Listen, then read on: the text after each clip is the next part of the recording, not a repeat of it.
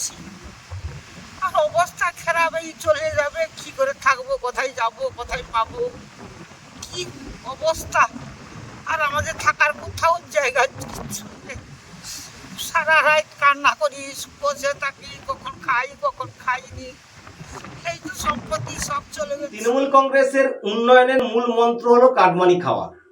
তো কাটমানি খেলে নদী বাঁধ এর ধস আটকানো যায়। আলোচনার মধ্য দিয়ে আমরা একটা সমাধান সূত্র তৈরি করেছি। আমরা আশাবাদী যে গোবর্ধনপুরের মানুষরা তারা স্বতঃপ্রণোদিত হয়ে তাদের যে সমস্যাগুলো আছে সে সমস্যা ওভারকাম করবার জন্য এগিয়ে এসছে। এটা আজকের আমাদের আলোচনার মূল বিষয়বস্তু বলে মনে করছি।